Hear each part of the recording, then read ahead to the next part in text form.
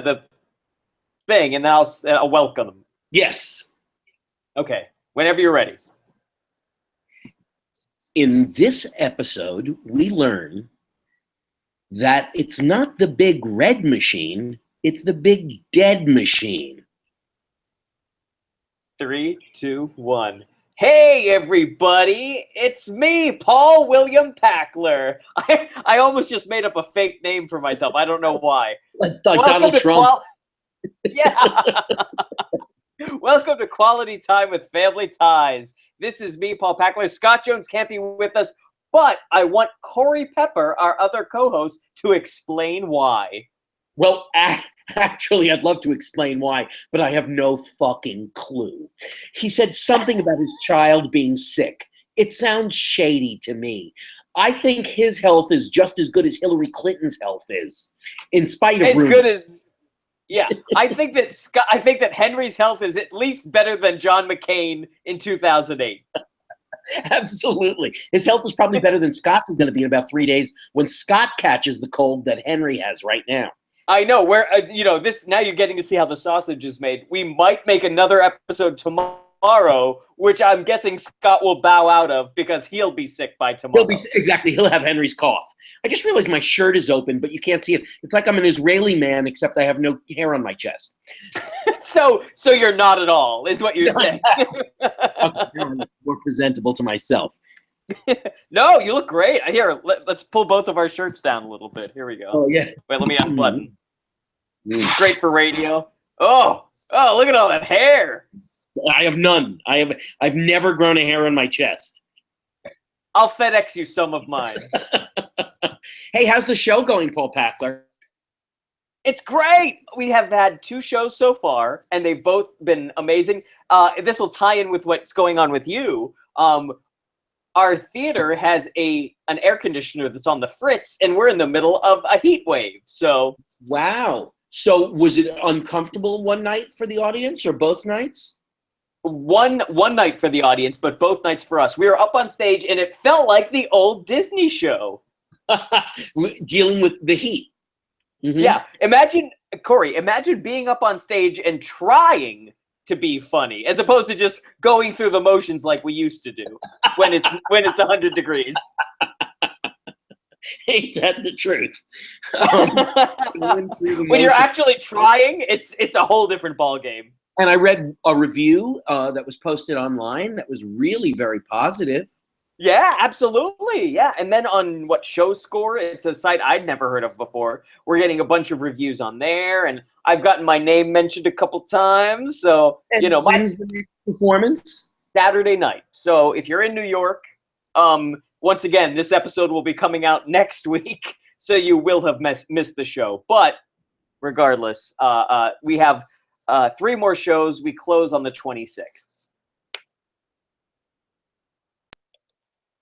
Waiting, Paul's saying about you on the other end. Oh wait! Oh no! You broke. You were frozen. I thought you were just drinking forever. I thought you were it's so funny. You were frozen drinking forever on my screen.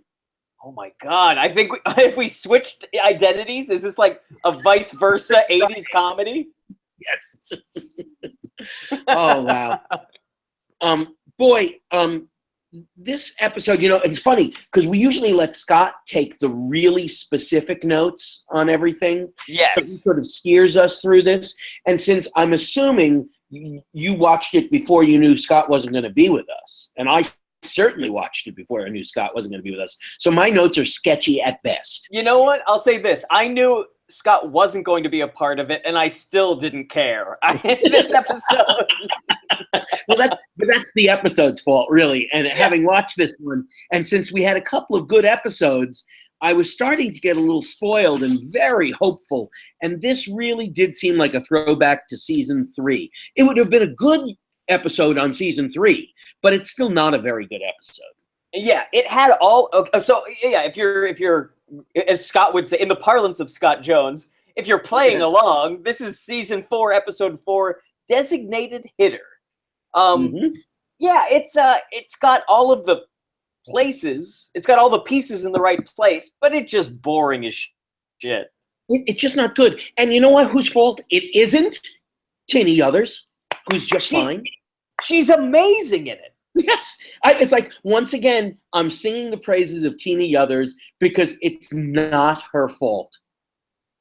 No, not at all. It's all just boring, lazy writing. Has nothing, like, as far as like what happens in the episode. It just keeps repeating the same stuff over and over. She's great, and then the guy that plays her boyfriend. Here's the thing: I just at the top, I want to say this. He's a good actor, but he's not a good sitcom actor. Right. He was playing it almost like it was a drama instead of playing any comedy at all. Yeah, but he was so present in his performance. I thought he was really good. I wish I didn't recognize him from anything, but I think he would have been a really good actor in a lot of stuff. It's funny. I had just, as we were going on the air, I had just brought it up to see what his name was. I'm just gonna vamp while you look. Noah Hathaway. Does he have any other credits of like things that are recognizable? The Never-Ending Story. Was he in the original? Yeah. Let's see what role he was. Weird. Yeah, he was in the Never-Ending Story. Who did he play in that? He was the lead. No. Atreyu. Oh, wait a second. So he's like the boy that every girl had a crush on. He was the one that had all of the chest exposure. Yes. In fact, I'm looking at a picture of him right now on IMDb. Yes. Oh, well, ladies. This is an episode for the ladies then. Man, we were just totally, it went over our heads. Mm-hmm. And then the bad boy, we know him too.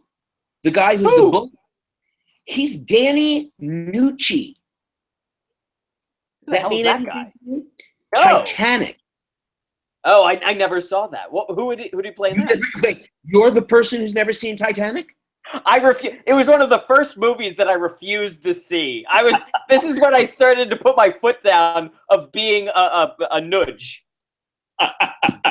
You know, I am that person. There's a lot of things I refuse to see now, but I did not refuse to see Titanic. But it figures that you wouldn't want to see anything that has, love and heart and emotion around it. I think I literally said those words. I think I was at a Best Buy, and because it was 1997, and I was like, I refuse. There's love and blah blah blah. So exactly.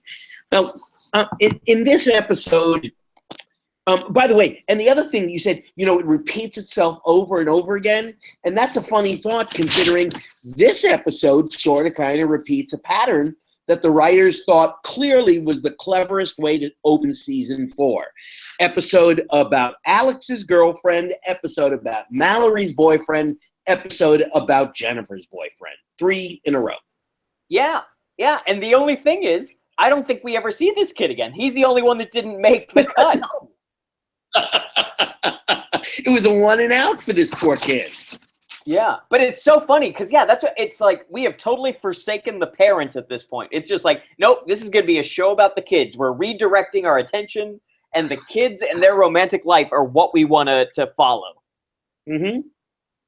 So we start off in the kitchen of the Keaton household, and Alex is giving Andy. First of all, Andy's only appearance in the entire show. He's giving Andy a little Reagan chat, isn't he? Or is it a picture of Reagan? Yeah, I think it's the first time we've ever seen Reagan on the show. He's been referred to, but I don't think we've actually seen a picture of him, except in Alex's room or something. Maybe, yeah, that's true. Yeah, having an appearance of Reagan on Family Ties lasted almost as long as it took Reagan to acknowledge that AIDS existed. So it's only about a year and a half of Reagan actually, grew a pair and said something. But they're very nice to us, and when I say us, I mean you and me and Scott, by giving us both OJ and cereal in canisters very early in this episode. I missed the OJ, Corey. Can you believe it? What happened with the orange juice? It was out there. There were 2 glasses of orange juice that were pre-poured on the breakfast table where Alex was sitting with Andy. Okay. Are we to assume that orange juice was for Andy to drink? I don't know. But remember, Dad was in that scene too, somewhere along the line. He came in and was having, or who knows? Oh, and did you notice Alex, the stuffed toy that he put in Andy's little car seat thing was the GOP elephant? No! Oh man, I didn't even watch this episode. What the hell was I doing? Yeah, he threw. It was a little GOP thing that he threw in there. A little GOP. That's cute. Stuffed animal. Mm-hmm. Yeah, you know what? For as left wing as I am, the donkey is such a shitty animal. The elephant is a really cool animal. It is. I know. I hate to say that they have a cooler mascot. And by the way, both of the mascots couldn't be stupider. It's not. It's the stupidest idea that's ever existed. Yeah, a donkey and an elephant. And that we need an animal to be the mascot for a political party. Yes, yeah. I think it all started with Ben Franklin and the turkey. They were like, we only can have stupid animals. So Jennifer comes into the kitchen, and she's waiting for Adam to arrive. And she's definitely over the moon with this new little boy, Adam. Mallory comes in. Her hair's longer again. Magically, it's grown long. Yeah. I don't know how. Remember in those pictures, the new pictures, it's really like a short little bob that she has. And now it's back to Mallory again. Yeah, and Alex's is really short. Like it's cut way high up in the back. Mm-hmm. Yeah. And Alex wants to administer an IQ test to Mallory. So they agree that they're going to test her after school. And then Jennifer comes in again, waiting for Adam to come in. And did you notice? Well, you haven't noticed anything in this episode, so I'll rephrase that. And maybe you should notice that Jennifer kept on touching fruit in a bowl for no apparent reason.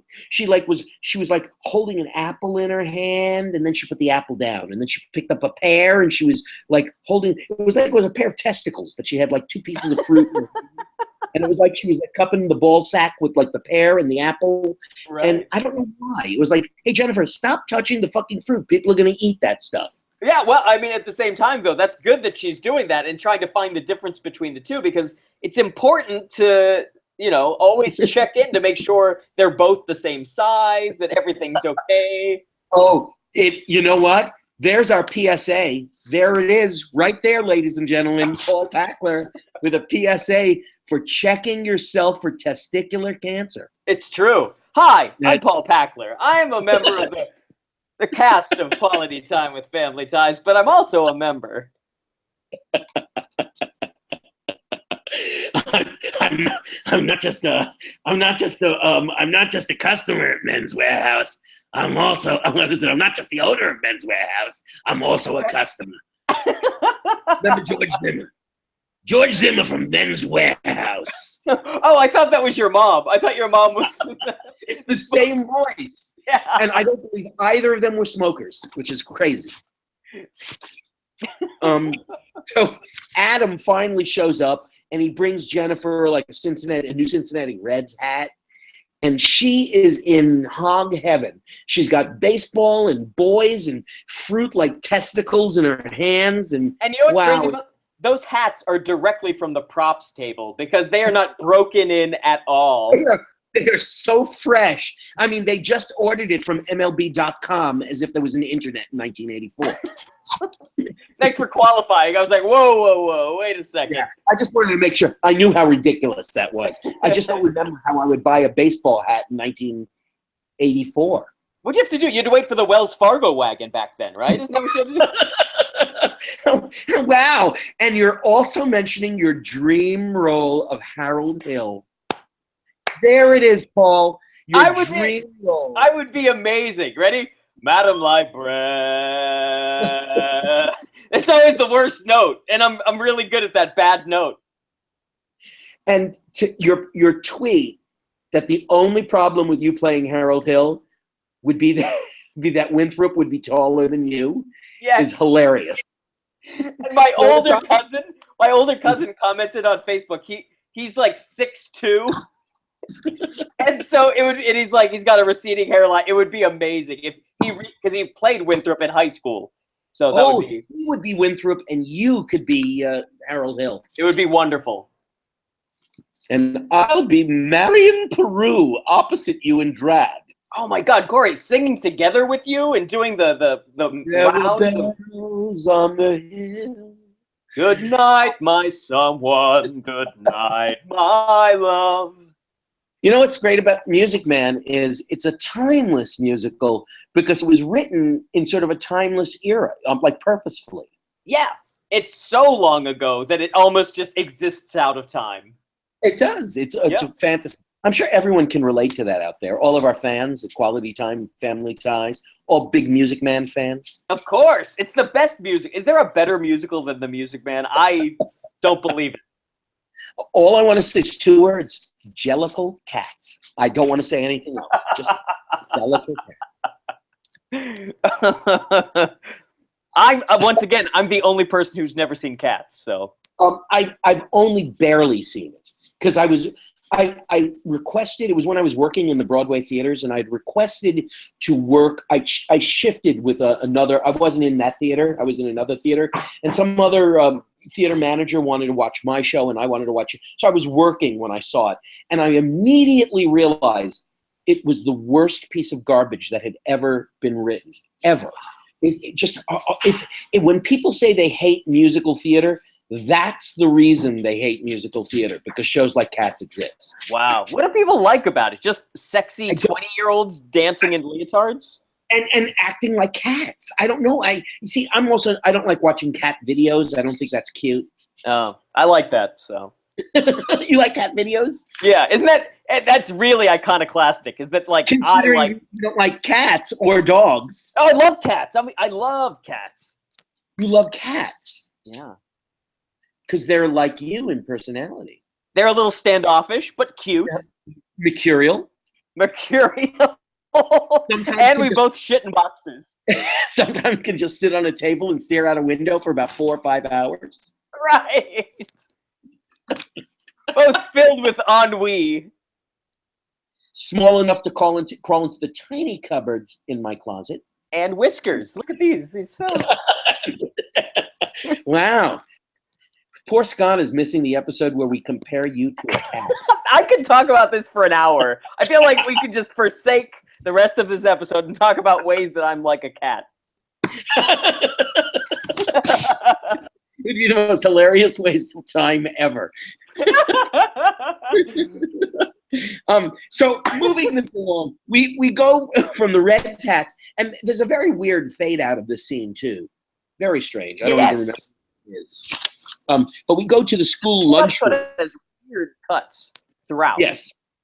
We go to the school lunchroom, and for this scene, I just have 2 notes. One is that in 1984, to be a bully, you had to have an upturned collar. Had to.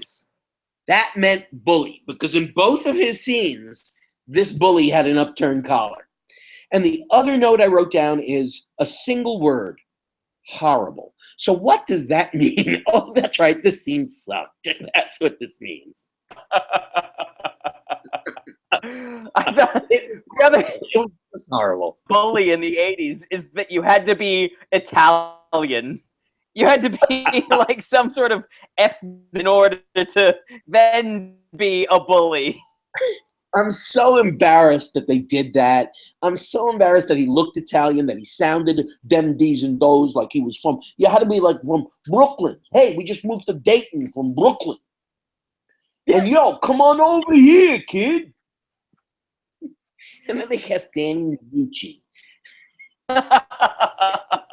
It's horrible. And the one white kid that was in the gang of ruffians was wearing camouflage, and I was like, oh, that's prescient for all of the militia kids in the 90s that blew up buildings.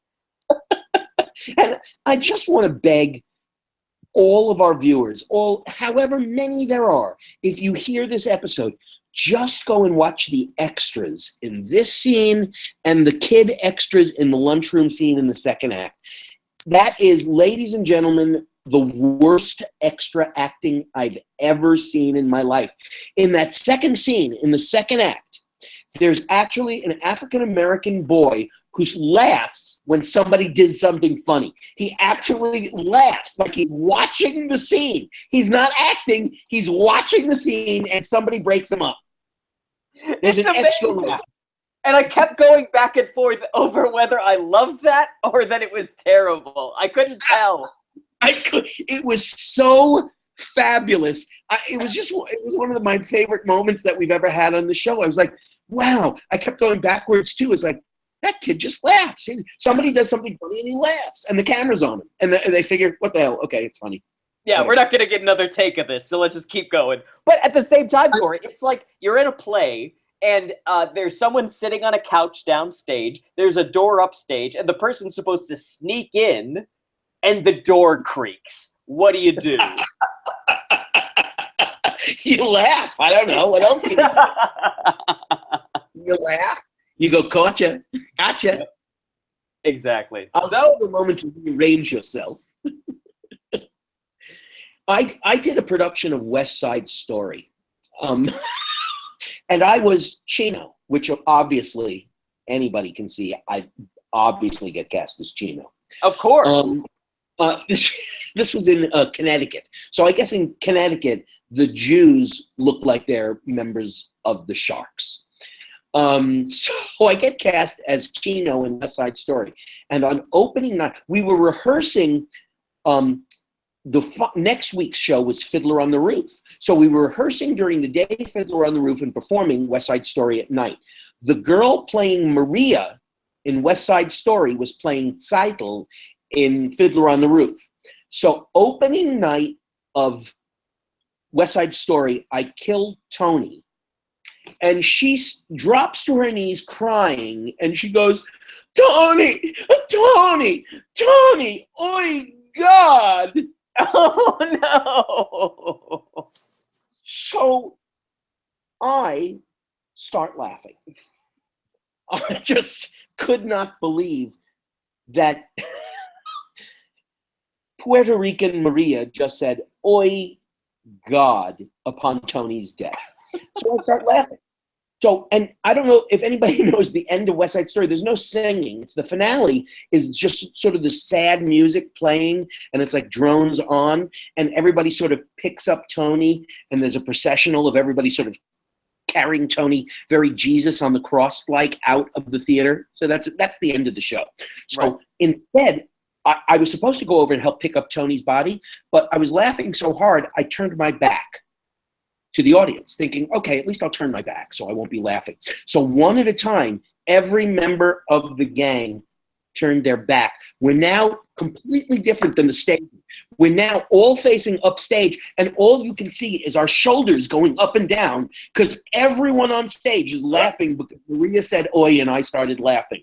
So now we all stay facing upstage, and we just pick up Tony's body facing upstage, and we walk out upstage instead of walking out downstage. We restaged the show on opening night, and it was actually mentioned in a review. Someone said the show was wonderful. The show was wonderful. I don't know what was going on during the last scene, but it seemed very real and spontaneous, was what they said. It was very real and spontaneous. We restaged the show. You were in the moment, just like the black kid in the lunchroom in the second scene. That's right.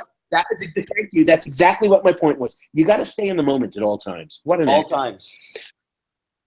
So we go back to the Keaton's living room. How's that for a segue? We go back to the whoa! My neck hurts from that whiplash. Okay? I know. Wow. We go back, and it's after. And now, by the way, this B plot really was not. It was one of their better B plots. Actually, I thought it was sort of funny. The Alex and Mallory B plot. Yes. It was easy to follow. It had a great progression of, this happens. It got a little repetitive in the second act, but up to this point, it's like, this is a good premise. I sort of like this. And of course, Alex is grading Mallory's IQ test, and the inevitable happens. Mallory scores higher than Alex. So Alex is totally freaked out at the fact that dumb old Mallory is smarter than Alex on an IQ test. Yes. Jennifer comes home from school. She mentions sort of kind of casually that she might have gotten in trouble at school for punching a boy. And then she also mentions the fact that Adam is quite angry with her and is not talking to her anymore. Yeah, I mean, and this is the ultimate obstacle for the rest of the episode is that that Adam is upset that Jennifer is taking care of his fights for him. Right, that she defended his honor. And I mean, I don't know. It's there are better plot lines out there. This one, it just didn't seem to be used effectively. I just didn't care that much.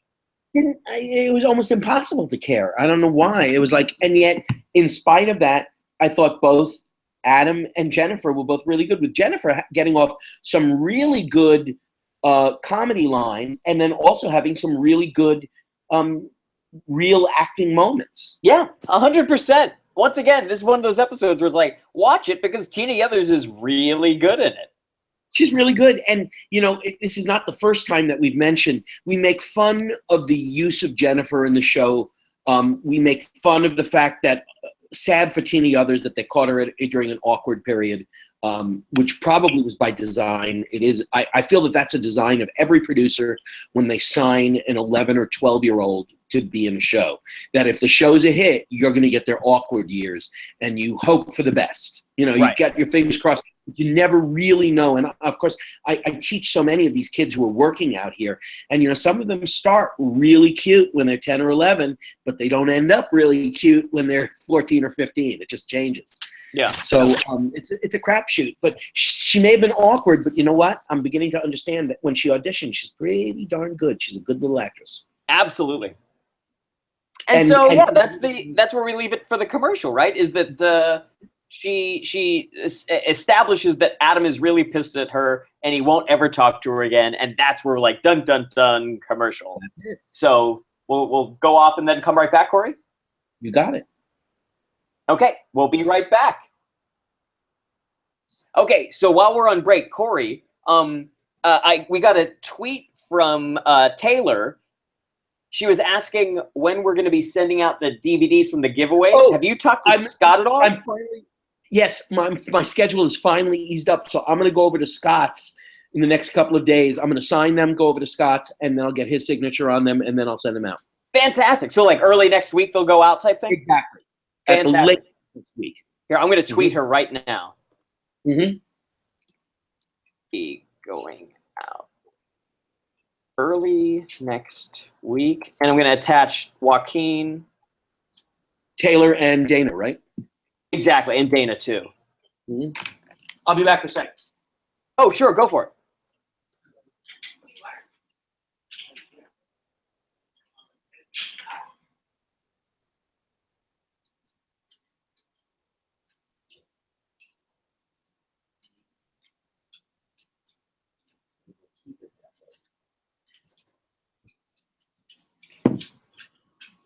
Mm-hmm. What'd you get? A drink? Water. Nice. Stay hydrated. Mm-hmm. Yes, you can. My lighting. So did you have the air on, or? Yes.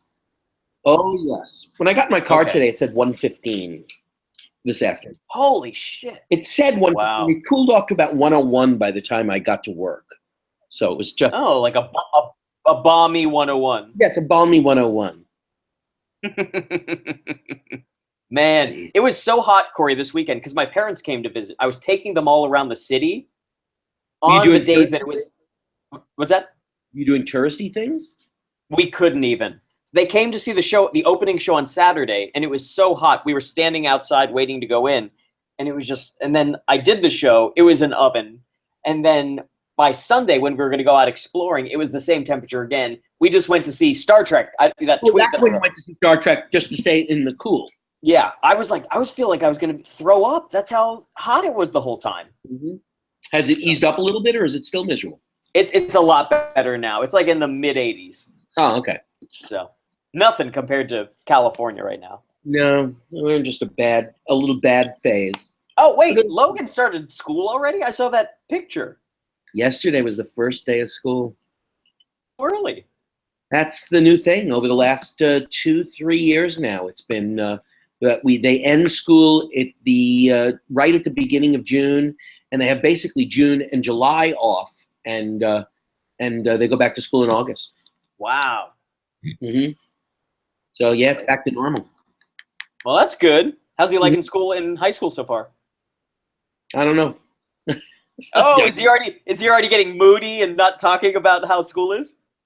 Not really. He's not crazy about some of his teachers. Like some of them, doesn't like all of them. Yeah. His best friend went to a different school this year, so he's adjusting right now. Oh, His best male. Yeah, his best male friend. This was, the first year of high school, so a lot of kids left his school and went to a private school. So his friend got into a big fancy private school. So. Oh, weird. All right. Yeah, in my district, like when I was a kid, it was like everyone just went to the same. Like people went to a lot of different private or public schools for up to 8th grade, but then high school it was it was just a different dynamic. So, well, that's too bad. I'm sorry to hear that. Yeah. So you're ready to get going? Let's go with Act 2. Cool. All right, we are back.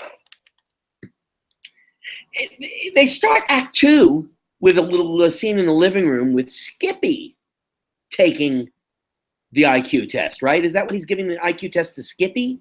Exactly. That Alex is trying to test the efficacy of the IQ test. Right. And of course, I guess the implied joke, or is it actually said that, if Skippy scores well on the test, you know that something is screwed up with the test. But instead, doesn't Skippy score 0? He has no IQ? Yes, which I think I laughed out loud at that one. I thought that was pretty good. I thought that was a funny joke, actually. Oh, Skippy has 0 IQ. Yeah. Which is weird, because once again, I never know with Skippy if he's supposed to be really smart or really stupid. Here, he's really stupid. And I was thinking today, when I was watching it, I thought to myself, is Skippy Alex's friend? Is Skippy Mallory's friend? Is Skippy nobody's friend and just the next door neighbor? It really goes back and forth a lot. Because remember back at that high school dance where Skippy was like Alex's sidekick who helped him negotiate dating Princess Vespa from Spaceballs and the other girl. It's funny. They sort of kind of use / abuse Skippy. They use it for whatever purpose they need Skippy, when you need an idiot. Yeah. Get Skippy. Mallory comes in this scene, though, in an incredibly hot outfit. Whew! I just wrote Mallory hot. I have the exact same thing. It says Mallory hot outfit. That's all it says. I don't even remember what it was. Holy guacamole. She's wearing a white shirt, black tie, these type glasses, a ponytail. Oh, yes. Oh, she was so hot. It was like, bravo, Justine Bateman. Yeah. That was another thing for me. Man. Really, that was just as good as she's ever looked on the show. God, she looked hot. Now, you know what? They should have done an episode where she and Alex get their brain swapped, like vice versa. And then she dresses like that all the time. That would be amazing. Oh, God. A whole episode with her in that one costume would be great. So Mallory finds this moment to teach Jennifer a little bit about men. Yes. And then it appears as though why did I write the word duel down? Who's challenging who? Oh, is it a duel between Alex and Mallory? Is it Alex and Mallory taking the test? He challenges her. He throws down the gauntlet and challenges her to an IQ duel. A best 2 out of 3. Yes. And then we cut to the lunchroom again. By the way, I also wrote down worst extras ever is followed by quietest lunchroom ever. It was like I can only imagine that the din of a high school or a middle school lunchroom is just the most cacophonous, obnoxious noise you could hear. And there was no noise. And then I wrote down twice, Adam is a puss. Yeah. And then I wrote down at the very end of the scene, I noticed that there's a lunch lady behind the counter. So she watched this whole confrontation. Like Elise said to Jennifer at the end of Act 1, well, you should have called an adult. You should have gotten help. You shouldn't have taken care of it yourself. So I thought, okay, well, they stay in that realm by not having an adult in the scene. But one of the extras in the scene is a lunch lady, and she's behind the counter.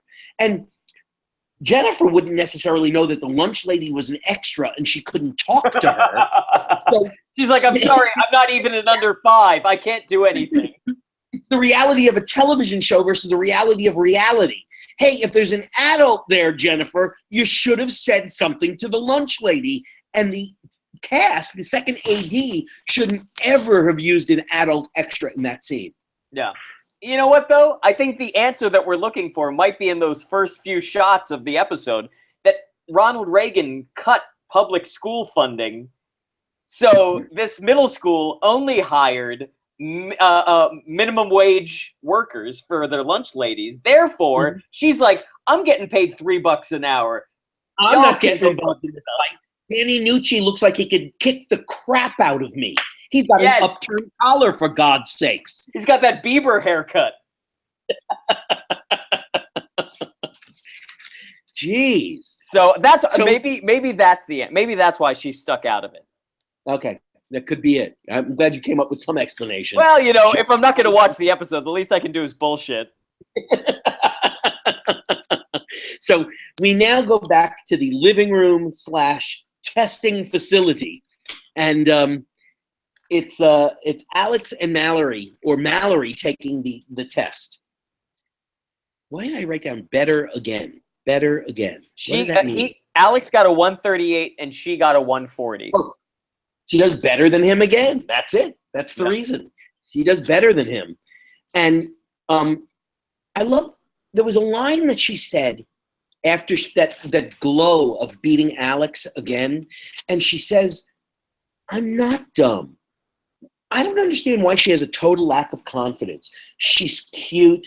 She's smart. She's sarcastic. She's funny. She has a nice body. She should have a positive image of herself. I want Mallory Keaton to feel good about herself. I don't like this. I have a lack of confidence. It's not as much of a turn on as when she was wearing the glasses and she had her hair turned back. Yeah, and you know what? I mean, this is like, Nick is the savior of this season because it allows her to be comfortable in herself. We give somebody who's just a little bit dumber than how they're writing Mallory. She's going to be the smart one. She's the Alex in that relationship. Yes. And so it gives her a chance to feel good about herself because he likes her for her, and she's smarter than him, and she just gets to be herself without getting made fun of all the time. And she loves fashion, and she was really good as a sales girl at that store that she worked in for one day. Right. That's 3 seasons. That check is still waiting for her. They were like, you were here one day. We have to pay you. And she's like, I'll pick it up. What was the other thing?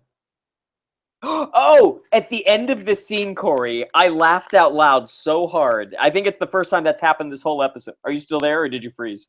No, I'm still here. Yeah. Okay.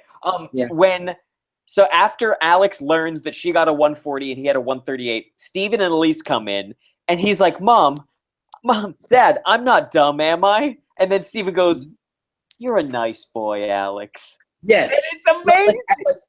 Like he is dumb. Yes. Oh, the delivery that both he and Michael Gross had was amazing. Yes. I thought Michael Gross was that I loved the way he said that. It was just dripping with whatever. Like, you're a nice boy, Alex. Yeah. The last thing you'd ever say about Alex P. Keaton is that he was a nice boy, by the way. Right. He's a reptile. Even in his eulogy, when Alex P. Keaton dies, no one would be like, oh, he was so nice. I just said he's Paul Manafort to me. Yes. Wait, you know what I was going to ask you, Corey, is like after the scene with Jennifer punching and everything like that, were you ever in a fight in like up to high school growing up? Never. No. Me neither. I was always smart enough to walk away. I'm just a small guy. I would never get in a fight. Nope. Yeah. Never. Never been in a physical confrontation. Yeah, me too. Nope. So we go to the living room for the last scene, and we have sad Jennifer is sitting there who feels She and Adam are never going to get back together. And they talk. And Adam comes in. And they talk. And it was really sort of like a very serious scene. There wasn't, it was like, okay, they're going to be friends. It's okay. They get along. Yeah, that's it. I mean, it was such a wet fart of an ending that you're just like, all right, well. That was exactly the words I was going to use. It was a wet fart. It didn't really end, and I'm not really sure if I ever expected it to end. I don't know. The Alex and Mallory plot may have been a smarter way to end the show, but it wasn't the heart and soul of the show, so they couldn't do it. Yeah, the A story just wasn't funny enough to carry. Mm-hmm. And but so Jennifer... They didn't. Yeah. I really thought they were going to end with a first kiss, and they didn't. Were you expecting that? I'm not sure if I was. I guess I was hoping that they wouldn't. I don't know. Okay. I don't know. I was a little young for first kiss. But boy, she's not a bad actress at all. No. And as much as I may make fun of her, I take it all back when I see episodes like this because she's just not bad at all. She really, she makes some of those writers' bad scenes a lot better. Absolutely. And again, the kid, the Atreyu from Neverending Story, great actor, just not this episode. I feel like if they had gotten someone else, this character could have come back over and over. But I don't see it. I don't see it happening. Well, I'll be interested to see where they do go with Jennifer down the line, 3-4 episodes from now when we get back to her story again, where that goes. Right. So that's it, you guys. That's about the episode as it stands. And again, I just realized that I need to pull up the the credits? The credits. Well, so Corey, do you want to vamp? I'm gonna vamp. I'm gonna tell you something that do you have a timer? Do you know how long this episode, how long we've been recording? What time do we start? Probably about 40 minutes ago, so we're probably about 35. 40 minutes. And I'll be honest, I didn't think about Scott once. Wow. I mean, I'll be honest, when he's here, I kind of have trouble thinking of him.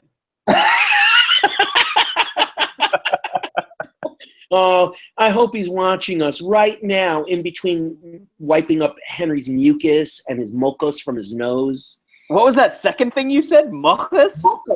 Mocos. That's it. I learned that at Disneyland from working with Hispanic Jasmines. When the kids have that crusty nose, we have a Hispanic Jasmine who used to say, "Oh, it makes me so sick when I see all that mocos on their nose. It's like mucus, dried mucus, mocos." Wow. I remember there was this one kid, Eric, who had that all over his nose when in preschool. I'll never forget it. I was like, "You remember it in preschool?" It was a bad case of mocus. Oh man, I'm sorry, Scott. I hope Henry feels better, Scott. Yeah, nothing but good wishes for Henry. Get him some orange juice like a good Keaton would. And some orange juice and perhaps some cereal not in its box. Right. Put it in Tupperware first. Yes. Give it time to breathe. That's it. They're letting their cornflakes breathe. They're decanting their cornflakes. Yes. All right, I'm ready. Are you ready? Good. All right, so that was it. That was our episode. Rate and review us on iTunes, please. Thank you. For questions and comments, email us at qualitytimewithfamilyties@gmail.com. Also, you can follow us on Twitter at QTWFT for updates. And then you can follow each of us. I'm at Paul Packler. I'm at Corpep. And Scott's at Follow Jones, isn't it? That's it indeed. You can like us on Facebook as well, Quality Time with Family Ties. We'd like to thank our host and producer, Barbara Dillon, my sister, at Fanbase Press. Fanbase Press is a comic book publisher and an online community supporting other creators and fans through daily reviews, interviews, and podcasts that span the pop culture spectrum. They are at www.fanbasepress.com. Also, we'd like to thank Perry Adams, who beautifully performs Family Ties and our theme song, Without Us. Check out her website, www.perryadams.com. Then we'd like to thank Brian Dillon, my brother-in-law, who created our fantastic drawing and artwork, as well as edits our show, which is always a fun task, I'm sure. Brian, I'm sure. Oh, it has to be. Bryant is the president and co-founder of Fanbase Press. Follow him on Twitter at Comic Book Slayer. Then finally, we'd like to thank Sean Foster, Fanbase Press's graphic designer, for designing our logo. Ladies, gentlemen, we'll see you next week. Bye. Bye-bye.